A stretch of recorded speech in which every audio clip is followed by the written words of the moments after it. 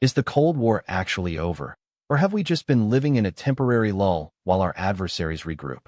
With Russia officially pledging active support to Cuba while condemning what they call the American sanctions noose, we have to ask ourselves, are we sleepwalking into a major security crisis just 90 miles off the Florida coast? Before we continue, if you want to stay on top of everything happening in U.S. politics, hit that subscribe button right now and leave a like.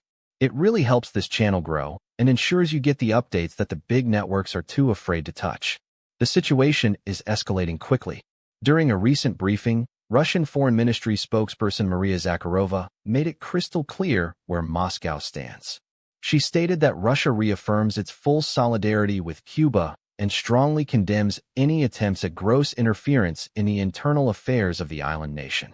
This comes at a time when the U.S. government has been ratcheting up economic pressure, attempting to squeeze the communist regime by tightening sanctions and restricting the island's access to global markets. To the Kremlin, these sanctions aren't just policies. They are, in their words, a noose meant to strangle a sovereign nation.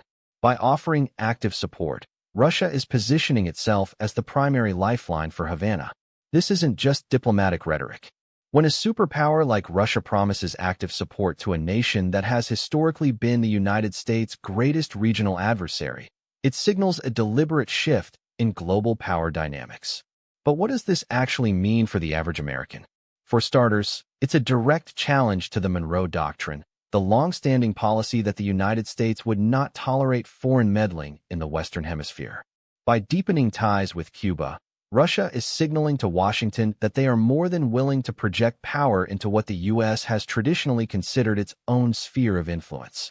This could manifest in several ways: increased financial aid to bypass American sanctions, expanded military cooperation, or perhaps more dangerously, a renewed intelligence-sharing partnership that brings Russian assets closer to American soil than they have been in decades.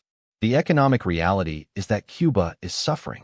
The Cuban government is dealing with internal instability, rolling blackouts, and a crumbling economy. By stepping in, Russia is effectively trying to stabilize a regime that is actively hostile to U.S. interests. If Russia succeeds in propping up the Cuban economy, the U.S. loses the primary leverage it has to force democratic reforms or regime change. It effectively renders our sanctions program toothless. Furthermore, we need to look at the broader pattern here. We are seeing a cohesive bloc forming between Russia, China, and various U.S. adversarial regimes in the Americas. This isn't happening in a vacuum. It is a calculated, strategic move to force the United States to split its focus. While we are distracted by conflicts in Europe and tensions in the Pacific, our own backyard is becoming increasingly hostile. The outcome of this is uncertain, but the trajectory is clear. The era of uncontested American influence in the Caribbean is coming to a definitive end. We are returning to a period of great power competition, and this time, the front lines are moving closer to home. We need to decide how the United States will respond.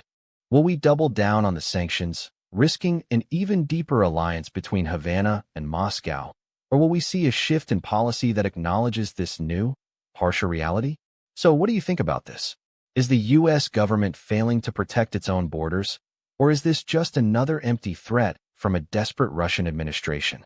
Drop your opinion in the comments below. I read every single one, and I want to know where you stand on this potential security nightmare.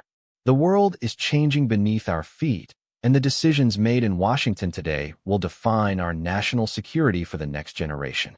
Stay vigilant, stay informed, and keep watching. We will continue to track this story as it develops, providing the analysis that the establishment refuses to touch. Thank you for watching, and I will see you in the next one.